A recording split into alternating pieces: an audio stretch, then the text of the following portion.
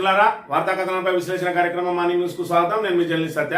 ముందుగా రాజకీయ పరిణామాలను కనుక పరిశీలించినట్లయితే కమిషన్ల పేరుతోటి గత ప్రభుత్వాన్ని అప్రతిష్ట పాలు చేయడానికి కావాలని ఏదైతే కుట్రలు చేస్తా ఉన్నదో రేవంత్ రెడ్డి ప్రభుత్వానికి నిన్నటి రోజున సుప్రీంకోర్టులో వచ్చిన తీర్పు చెంపబెట్టిగా మారింది. మరి నిన్నటి రోజున పాలమూరు రంగారెడ్డి ప్రాజెక్టులపై సిబిఐ విచారణ జరిపించాలని చెప్పి 5 ఏళ్ల క్రితం నాగం జనార్దన్ రెడ్డి వేసిన పిటిషన్ పై తుది తీర్పును వెలువరించింది సుప్రీంకోర్టు. ఈ సందర్భంగా మరి ఇక్కడ పాలమూరు రంగారెడ్డి ప్రాజెక్టులో ఎలాంటి అవకతవకలు జరగలేదని చెప్పి, మరి అదేవిధంగా ఎలాంటి సిబిఐ ఎంక్వైరీ అవసరం లేదని చెప్పడంతో పాటు కాళేశ్వరం ప్రాజెక్టు మహాద్భుతం అని చెప్పి, మరి అక్కడ వ్యవసాయం సాగు విస్తీర్ణం పెరగడానికి మరి అనేక లక్షల ఎకరాల నీళ్ళందించిన ఘన చరిత్ర కాళేశ్వరం ప్రాజెక్టు కానీ ఇలాంటి ప్రాజెక్టుల మీద మరి ఇక్కడ ఏదైతే చౌకబార్ ఆరోపణలు కానీ లేదంటే ఫిర్యాదులు చేయడం మానుకోవాలని చెప్పి కూడా హితవు పలికిన అంశాన్ని బట్టి చూస్తే మరి ఇక్కడ ఏదైతే అదే దాన్ని పోలిన అంశం మీదనే ఇక్కడ కమిషన్ ఏదైతే వేసి రేవంత్ సర్కార్ డైవర్షన్ పాలిటిక్స్ లో భాగంగా పరిపాలన చేతగాక అసమర్థ పాలనా వైఫల్యంతో ప్రజలకు ఇచ్చిన హామీలను అమలు చేయలేక వాళ్ళ దృష్టిని మరల్చే కార్యక్రమంలో భాగంగా ఇటు మన ఇక్కడ యాదాద్రి పవర్ ప్లాంట్ మీద కమిషన్ అని, అదేవిధంగా ఇక్కడ చూసుకున్నట్టయితే కాళేశ్వరం మీద కమిషన్ అని చెప్పి, అదేవిధంగా ఏదైతే ఫార్ములా 1 రేసు మీద మరి దాని మీద కేసులు అని చెప్పి, ఫోన్ ట్యాపింగ్ అని చెప్పి ఇక్కడ కాలం వెల్లదీస్తూ వస్తూ ఉన్నది. మరి ఇక్కడ ఏ విధంగా అయితే ఆ కేసీఆర్కు నోటీసులు ఇచ్చిన తరుణంలో ఈ తీర్పు రావడాన్ని బట్టి, సుప్రీంకోర్టు వ్యాఖ్యానించడాన్ని బట్టి చూస్తే మరి దీన్ని పూర్తిగా రేవంత్ రెడ్డి ప్రభుత్వానికి మరి ఇక్కడ చెంపపెట్టుగా మారిందని చెప్పి చెప్పక తప్పదు.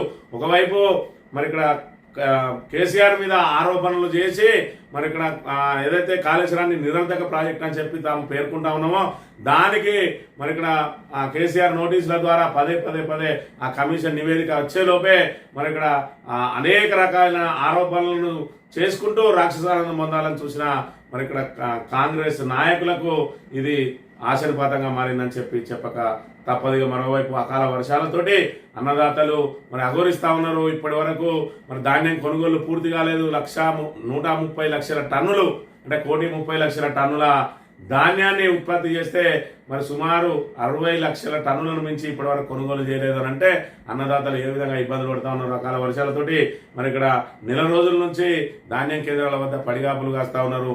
మరి ఇక్కడ చేతిరాక వచ్చింది, నోటి దాకా రాకుండా పోతున్న పరిస్థితిని కూడా మనకి ప్రధానంగా వచ్చే వార్తా కథనాలను కనుక పరిశీలించినట్లయితే, ముందుగా నమస్తే తెలంగాణలో కాళేశ్వరం ప్రపంచంలోనే ప్రతిష్టాత్మకం, పాలమూరు సిబిఐ దర్యాప్తు అక్కర్లేదు, ఇది దేశ అత్యున్నత న్యాయస్థానం మాట. కాళేశ్వరం అద్భుతం, సుప్రీం ఆ ప్రాజెక్టుతో తెలంగాణ సాగు ముఖ చిత్రం మారింది. పాలమూరులో అవినీతి లేదు, సిబిఐ దర్యాప్తు అక్కర్లేదు. జస్టిస్ సతీష్ చంద్ర శర్మ, జస్టిస్ నాగరత్న బెంచ్ స్పష్టీకరణ. కాళేశ్వరంతో వేలాది ఎకరాల్లో పంటలు పండుతున్నాయి. విస్తృత ప్రయోజనాల కోసమే ప్రాజెక్టుల నిర్మాణం, వాటిపై అర్థపర్థం లేని ఆరోపణలు అసమంజసం. ఏదో ఒక శాఖతో పిటిషన్లు దాఖలు చేయడం సరికాదు. పాలమూరుపై సిబిఐ దర్యాప్తునకు మరి ఇక్కడ సుప్రీం నిరాకరణ. కాళేశ్వరం కుప్పగులింది, ఎకరా కూడా సాగులోకి రాలేదు. 1,00,00,000 కోట్ల రూపాయలు, ఇందులో పెద్ద స్కామ్ జరిగింది. విచారణ కమిషన్ నిగ్గు తెలుస్తుంది అంటూ ఎన్నికల ముందు నుంచి నిన్నటి దాకా చిల్లర కూతలు కూస్తున్న కాంగ్రెస్ పార్టీ ముఖ్యులకు కమిషన్లు విచారణ అంటూ హడావిడి చేస్తున్న రేవంత్ ప్రభుత్వానికి సుప్రీంకోర్టు సాక్షిగా చింపబెట్టు లాంటి జవాబు లభించింది. ప్రాంత ప్రయోజనాలను ప్రాజెక్టులను రాజకీయం చేస్తున్న దుర్నీతి ఎంత మాత్రం తగదని సుప్రీంకోర్టు వ్యాఖ్యానించింది. ప్రాజెక్టులు ప్రజా ప్రయోజనాల కోసం చేపడతారని, తెలంగాణలో అలా చేపట్టిన ప్రాజెక్టులతో ఎంతో అభివృద్ధి సాధ్యమైందని చెప్పి సుప్రీంకోర్టు ప్రశంసించింది. మరి ఇక్కడ కాంగ్రెస్ గుడ్డి ప్రభుత్వానికి కనబడని మరి నిజాలన్నీ కూడా సుప్రీంకోర్టు వెల్లడి చేసింది. మరి ఇక్కడ చూసుకున్నట్లయితే ప్రాజెక్టులు ఎవరైనా కట్టేది ఆ ప్రాంత ప్రయోజనాల కోసం కడతారు. మరి ఇక్కడ తెలంగాణ ప్రభుత్వం ఏదైతే ప్రత్యేక తెలంగాణ ఏర్పాటు తర్వాత మరి ఇక్కడ కట్టిన కాళేశ్వరం ప్రాజెక్టు మహాద్భుతం అని చెప్పి పేర్కొన్నది. దాని ద్వారా సాగు విస్తీర్ణం పెరిగిందని, అదేవిధంగా పాలమూరు రంగారెడ్డి ప్రాజెక్టులో కూడా ఎలాంటి అవకతవకలు లేవని, దానికి ఏదైతే సిబిఐ దర్యాప్తు కూడా అవసరం లేదు అని చెప్పి మరి తేటతెల్లం చేసింది. మరి ఇప్పటి వరకు కాళేశ్వరం కాలింది, కూలింది, కుప్పగూలింది అని చెప్పి అనేక చెవాకులు వెలుస్తూ ఇక్కడ ప్రాణహిత నీటిని, గోదావరి నీటిని అంతా కూడా మరి అక్కడ వృధాగా వదిలేస్తూ ఉంటే మరి అక్కడ కేంద్రం అదేవిధంగా తెలుగుదేశం ప్రభుత్వం ఆ రెండు కూడా ఆంధ్రలో అలయన్స్ గా ఉన్నాయి. ఆ రెండు కలిపి మరి ఇక్కడ ఏదైతే గోదావరి జలాలను, ప్రాణహిత జలాలను ఒడిసిపట్టుకోవడానికి బనకచెర్ల ప్రాజెక్టును కట్టి మరి ఇక్కడ కావేరీ నదికి గోదావరికి అనుసంధానం చేసి తమిళనాడుకు నీటిని తరలించకపోయే కుట్రలు అంతా ఉంటే ఇప్పటికే కృష్ణా జలాలను తీసుకుపోతా ఉంటే చేస్తున్నట్టు చూసిన రేవంత్ రెడ్డి ప్రభుత్వం ఇక్కడ గోదావరి జలాలను ప్రాణహిత జలాలను మరి ఇక్కడ కేవలం ఏదైతే బీఆర్ఎస్ మీద కుట్రవంతున్నా అనే నెపంతో మరి ఇక్కడ ఈ నీటిని కూడా వృధాగా ఏపీకి వదిలేస్తున్న పరిస్థితిని మనం ఇక్కడ ప్రధానంగా గమనించవచ్చు.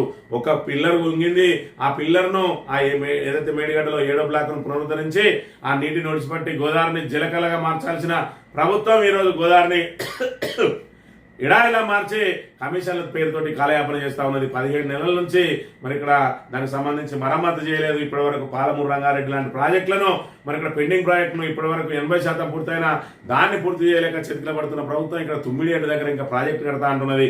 ఇప్పటికే అప్పుకు పోతే చెప్పులు ఎత్తుకపోయేటట్టు చూస్తున్నానని చెప్తున్న రేవంత్ రెడ్డి ఎక్కడి నుంచి డబ్బులు తెచ్చి చేస్తాడు? మరి ఇక్కడ ఏదైతే కేసీఆర్ ప్రతిష్టాత్మకంగా చేపట్టిన ప్రాజెక్టులు మరి ఇక్కడ కాళేశ్వరాన్ని నిలబెట్టుకోవడం కానీ మిషన్ భగీరథను మరి ఇక్కడ కొనసాగించడం కానీ చేత కానీ దద్దమ్మ ప్రభుత్వం ఈరోజు మరి ఇక్కడ కేవలం ఆరోపణలతోనే కాలం వెల్లదీస్తా ఉన్నది. మరి ఇప్పటికే 1,60,000 కోట్లకు పైగా అప్పులు చేసింది.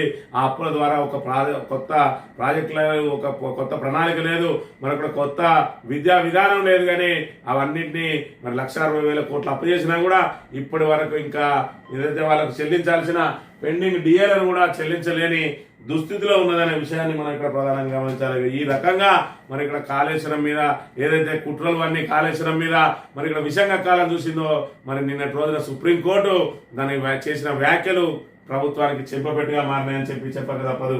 ఇక కాంగ్రెస్ కమిషన్ల నుంచి దృష్టి మరల్చింది కమిషన్. అందుకే విచారణ నోటీసులు అంటూ సర్కార్ డ్రామా. కాంగ్రెస్ ప్రజాపాలన కాదు, పర్సంటేజ్ల పాలన. కాంగ్రెస్ కమిషన్ల కక్కుర్తి వల్లే కుప్పకున్న ఎస్ఎల్బీసీ 3 నెలలు దాటినా కనీసం శవాలనైనా వెలికి తీయలేదు. టన్నెల్ ప్రమాదానికి బాధ్యులెవరు, వారిపై చర్యలేవి నిప్పులు జరిగిన బీఆర్ఎస్ వర్కింగ్ ప్రెసిడెంట్. మరి ఇక్కడ కాంగ్రెస్ కమిషన్లు ఏదైతే 20% కమిషన్ 30% కమిషన్ అని చెప్పి ఏదైతే పెద్ద ఎత్తున ఆరోపణలు వస్తున్నాయో ఆ ఆరోపణల నుంచి దృష్టి మరల్చే కార్యక్రమంలో భాగంగా ఈరోజు మరి ఇక్కడ కాళేశ్వరం మీద కమిషన్ అని, విద్యుత్ మీద కమిషన్ అని చెప్పి మరి ఇక్కడ కాలయాపన చేస్తూ పరిపాలన వైఫల్యాన్ని కప్పిపుచ్చుకునే ప్రయత్నం చేస్తా ఉన్నది. ఎస్ఎల్బీసీని హడావిడిగా ప్రారంభించి 8 మంది మృత్యువుకు కారణమైన ఇదో కాంగ్రెస్ మీద ఏది మరి కమిషన్, దాని మీద ఏది విచారణ, దానికి ఎన్డీఎస్ఏ బృందం ఎందుకు రాలేదు, కేంద్రం ఎందుకు పట్టించుకుంటలేదు అంటే కాంగ్రెస్ బీజేపీ బాయి బాయి అన్న చందంగా మరి రేవంత్ రెడ్డి మోడీ బడే బాయ్ చోటే బాయ్ అని చెప్పి చట్టం పట్టాలు వేసుకొని తిరుగుతూ ఇవాళ తెలంగాణను సర్వనాశనం చేయడానికి కేంద్ర ప్రభుత్వం సహకారం ఇస్తుందని కూడా మనం ఇక్కడ ప్రధానంగా గమనించవచ్చు. ధర్మమే గెలుస్తుంది. కాంగ్రెస్ బీజేపీలు కలిపి కాళేశ్వరాన్ని విఫలప్రాయంగా చూపే ప్రచారం చేస్తూ కుట్రలకు తెరలేపినరు. ప్రజలకు వాస్తవాలన్నీ తెలుసు. దేశంలోని చట్టాలు న్యాయ వ్యవస్థ మీద మాకు సంపూర్ణ నమ్మకం ఉన్నది. మీరు ఎన్ని నోటీసులు ఇచ్చినా డ్రామాలు చేసినా ముమ్మాడికి న్యాయమే గెలుస్తుందని చెప్పి మరి కేసీఆర్ కు నోటీస్ ఇవ్వడాన్ని మరి సర్వత్రా తప్పుపడుతూ ఉన్నారు. ఒకవైపు మరి ఇక్కడ నిన్ననో మొన్ననో మరి ఇచ్చే అవకాశం ఉండే వాళ్ళు నివేదిక దాన్ని 2 నెలల పాటు పెంచి మరి మీరు కనుక మరి ఇక్కడ రాజకీయకు సంబంధించిన నోటీసులు ఇవ్వకపోతే మేము దాన్ని ఏ విధంగా దుష్ప్రచారం చేస్తామని చెప్పి ఆయనకు 2 నెలలు కమిషన్ గడువు పెంచి మరి కేసీఆర్ కు నోటీసులు ఇప్పించిన ఘనత మరి రేవంత్ రెడ్డి నోటీసులు అయితే ఇప్పించగలిగింది. కానీ మరి ఇక్కడ ప్రజల ముందు కేసీఆర్ ను దోషిగా నిలబెట్టే ప్రయత్నం ఏదైతే చేస్తా ఉన్నాడో అది ఖచ్చితంగా బెడిసికొట్టి రేవంత్ రెడ్డి మరి ఇక్కడ ఆ చేస్తున్న చేసిన ద్వారా కాంగ్రెస్ పూర్తిగా తుడిచిపెట్టుకపోయే అవకాశం కూడా ఉన్నది. ప్రాజెక్టులను మరి ఇక్కడ మరమ్మత్తు చేయడం చేతగాక మరి ఇక్కడ ఏదైతే ఎలాంటి లోపాలు లేని మరి ఇక్కడ అన్నారం కానీ సుందీల కానీ ఆ ప్రాజెక్టుల గేట్లు ఎత్తేసి ప్రజలకు తీవ్ర అన్యాయం చేస్తా ఉన్నాడు. ఏపీకి మాత్రం మరి తన గురువు చంద్రబాబుకు మరి ఇక్కడ నీళ్లను యథేచ్ఛగా వదిలిపెట్టి ఆయన రుణం తీర్చుకుంటున్న అంశాన్ని కూడా మనం ఇక్కడ ప్రధానంగా గమనించాలి.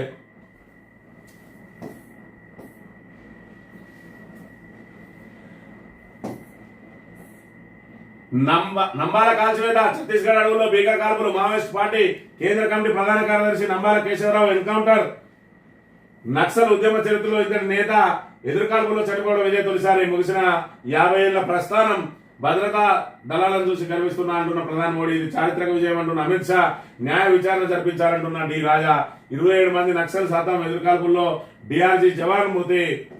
ఛత్తీస్గఢ్ లో మరో భీకర ఎన్కౌంటర్ జరిగింది. మావోయిస్టులు భద్రతా దళాల మధ్య జరిగిన ఎదురుకాల్పుల్లో మావోయిస్ట్ పార్టీ కేంద్ర కమిటీ ప్రధాన కార్యదర్శి, పోలిట్ బ్యూరో సభ్యుడు, కేంద్ర మిలిటరీ కమిషన్ సభ్యుడు నంబాల కేశవరావు మృతి చెందారు. ఆయనతో సహా 27 మంది ప్రాణాలు కోల్పోయారు. మావోయిస్టుల కాల్పులో డిఆర్జీ జవాన్తో పాటు మరో సభ్యుడు మృతి చెందగా మరికొందరు జవాన్లు గాయపడ్డట. ఛత్తీస్గఢ్ అడవులలో ఆపరేషన్ కగార్ పేరుతోటి నక్సలైట్ల ఏరివేత కార్యక్రమం జరుగుతూ ఉన్నది. మరి ఇక్కడ భీకర దాడులు జరుగుతూ ఉన్నాయి, ముప్పేట దాడి జరుగుతూ ఉన్నది. సుమారు 10,000కు పైగా సిబ్బందితోటి ఏదైతే మరి ఛత్తీస్గఢ్ అడవులను మరి పూర్తి స్థాయిలో జల్లెడ పడతా ఉన్నారు. మరి ఇప్పటికే సుమారు మరి 78 మందిని హతం చేసిండ్రు. మరి అనేక ఎన్కౌంటర్లలో మరి 200కు పైగా మరి ఇక్కడ మృత్యువాత పడ్డరు. ఎలాంటి చర్చలకు ఒప్పుకునే లేదు. ఖచ్చితంగా మీరు మరి ఆయుధాలు వదిలి లొంగిపోవాల్సిందే అని చెప్పి అల్టిమేటం జారీ చేసింది. మరో మార్చి లోపల నక్సల్స్ ను పూర్తిగా ఏరేస్తామని అమిత్ షా ప్రకటించిండ్రు. మరి ఇక్కడ ఏదైతే వాళ్ళ సుప్రీం కమాండర్ ఎవరైతే ఉన్నారో మరి ఇక్కడ నంబాల కేశవరావు ఆయన ఎన్కౌంటర్ లో చనిపోవడం మరి ఇక్కడ ఏదైతే భద్రతా దళాలను చూసి గర్విస్తున్నా అని చెప్పి చెప్తున్న పరిస్థితిని కూడా మనం ఇక్కడ ప్రధానంగా గమనించవచ్చు. ఇక తెలంగాణ కన్నీటి పాట, ఏపీ కేంద్రం జలకాలట. తెలంగాణ నిండబెట్టి గోదావరిని కొల్లగొట్టి తొలిసారిగా ఒక సాగునీటి ప్రాజెక్టుపై ప్రధాన స్థాయిలో ప్రత్యేక చొరవ. వచ్చే ఏడాది ఏప్రిల్లో తమిళనాడు అసెంబ్లీకి ఎన్నికలు. ఈ లోపే గోదావరి పనకచెల్ల కావేరి ప్రాజెక్టును పట్టాలెక్కించే యత్నం. జాతీయ ప్రాజెక్టులు రెండింటికి ట్రిబ్యునల్లో కేటాయింపులకు ఛాన్స్. అదే సమయంలో తెలంగాణ పరిధిలో తగ్గిన గోదావరి నీటి వినియోగం. రేవంత్ సర్కార్ తీరుతో మరో ఏడాది దాకా మేడిగడ్డ రిపేర్ లేనంటే ట్రిబ్యునల్ ముందు దీన్ని ఏపీ అవకాశంగా మార్చుకునే ప్రమాదం చెప్పి గోదావరి తరలింపుకు రంగంలోకి మోదీ సర్కార్. పోలవరంపై 4 రాష్ట్రాల సీఎంలతో రివ్యూ. శరవేగంగా పోలవరం పూర్తికి ప్రధానమంత్రి వీడియో కాన్ఫరెన్స్. పోలవరాన్ని అంత అర్జెంట్ గా పూర్తి చేయాల్సిన అవసరం ఏమొచ్చింది ప్రధానమంత్రికి అనే విషయాన్ని కనుక ఇక్కడ గమనించినట్టయితే దీని వెనుక పెద్ద ఎత్తున కుట్ర జాగున్నది. ఒకవైపు గోదావరి నీటిని, ప్రాణహిత నీటిని మరి ఇక్కడ తమిళనాడుకు తరలించకపోవడానికి ప్రయత్నం చేస్తూ ఉంటే ఆ నీటినంతా వృధాగా వదిలేసి మరి ఇక్కడ ఏదైతే మిగులు జలాలుగా ఇప్పుడు గమనించే అవకాశం ఉంటుంది. మరో ఏడాది దాకా కూడా వీళ్ళు ఎట్టి పరిస్థితుల్లో, ఏడాది కాదు ఈ 3 ఏళ్ల దాకా కూడా మరి కాళేశ్వరం ప్రాజెక్టుకు వీళ్లకు రిపేర్లు చేయడానికి వీళ్లకు ఆ మనసు రావడం లేదు. దాన్ని ఖచ్చితంగా విఫల ప్రాజెక్టుగా చూపించి తమ్మిడిహెడ్డి దగ్గర మేము ప్రాజెక్టు కట్టుకుంటాం, మాకు ఇన్ని డబ్బులు అంటే కేంద్రం కూడా ఇచ్చే అవకాశం ఉంటుంది. ఎందుకంటే తమ్మిడిహెడ్డి దగ్గర నీటి నిల్వ చేసే సామర్థ్యం తక్కువ ఉంటుంది, హైట్ తక్కువ ఉంటుంది. కాబట్టి ప్రాణహిత జలాలను యథేచ్ఛగా వాడుకునే అవకాశం ఉంటుంది. కాబట్టి వాళ్ళకి ఏదేమైనా కాళేశ్వరం ప్రాజెక్టును పడావు పెట్టాలి.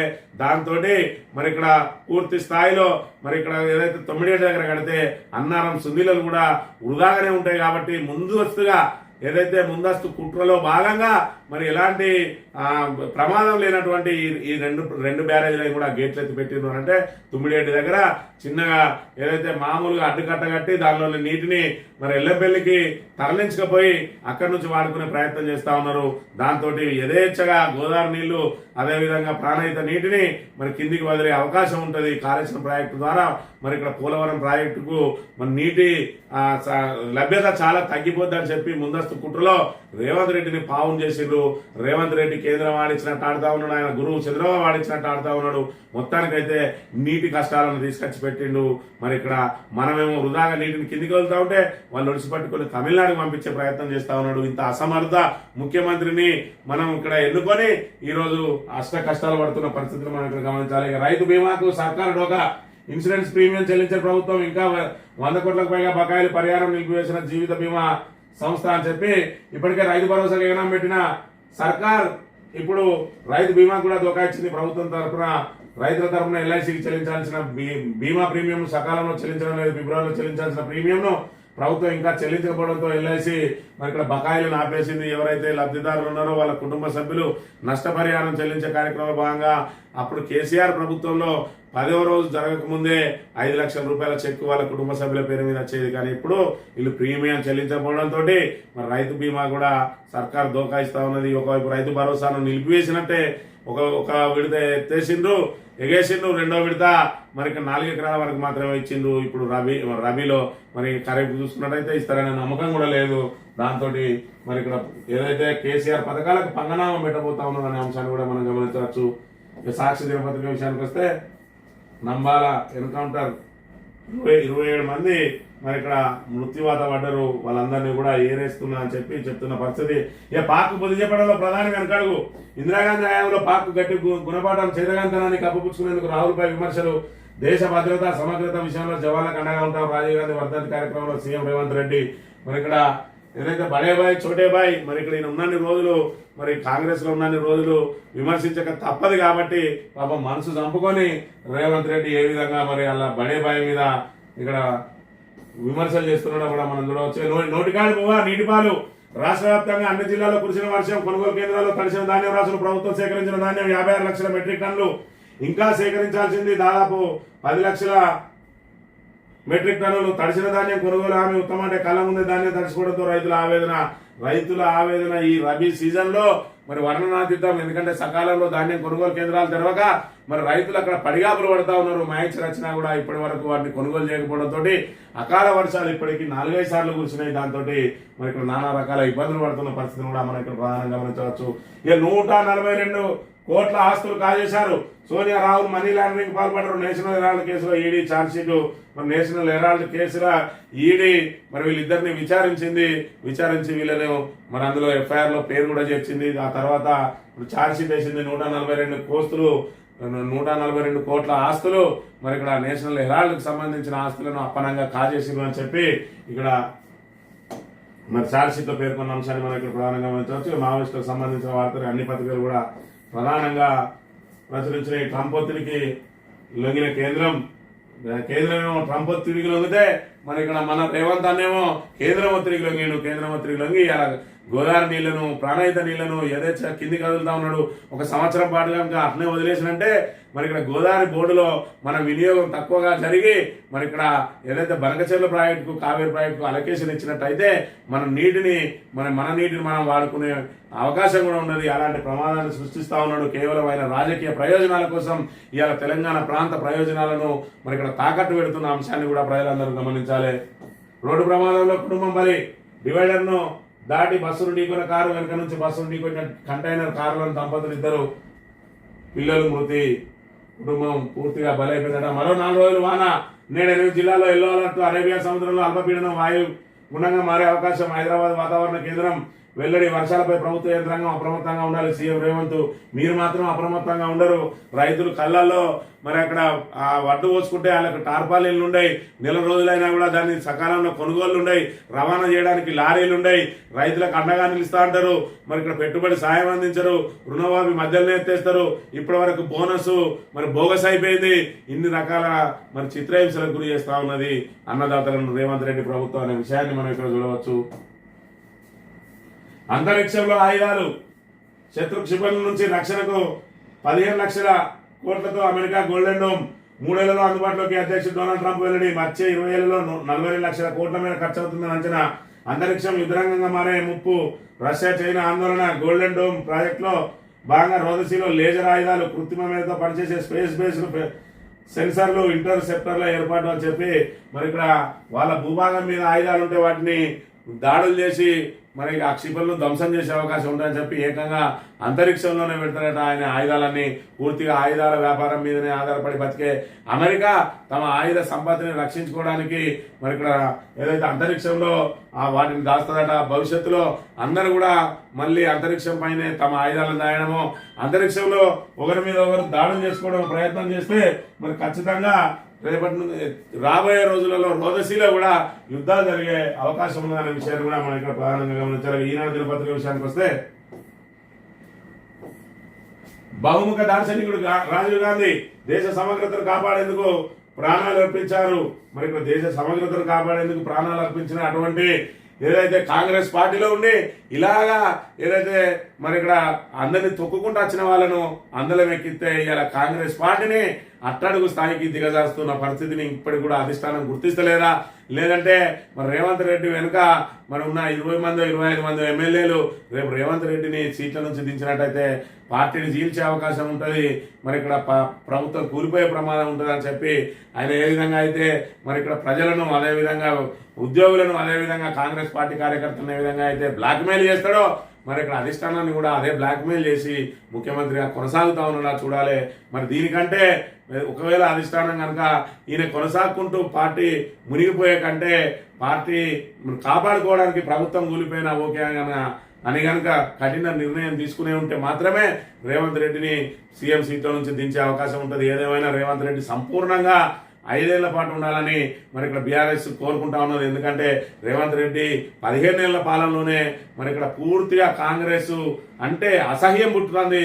మరి ఇక్కడ తెలంగాణ ప్రజానీకానికి ఈయన నిజంగానే 5 ఏళ్ల పాటు కనుక ఉన్నట్టయితే ఇక భవిష్యత్తులో 20 ఏళ్ళ దాకా కూడా అంటే ఈ తరాన్ని చూసిన ఏ ఒక్కరు కొత్తగా ఓటక్కచ్చే మరి ఇక్కడ ఏదైతే ఇప్పుడే పుట్టిన పిల్లలు అప్పటికి మర్చిపోతారు కావచ్చు, కానీ మరి ఇప్పుడు చూస్తున్న ఈ పాలన చూస్తున్న వాళ్ళు ఎవ్వరు కూడా ఆ కాంగ్రెస్ పార్టీ కాంగ్రెస్ ప్రభుత్వ తీరుని ఎవరు మర్చిపోరు. భవిష్యత్తులో కాంగ్రెస్ కోటేరు అనే విషయాన్ని కూడా మనం గమనించాలి.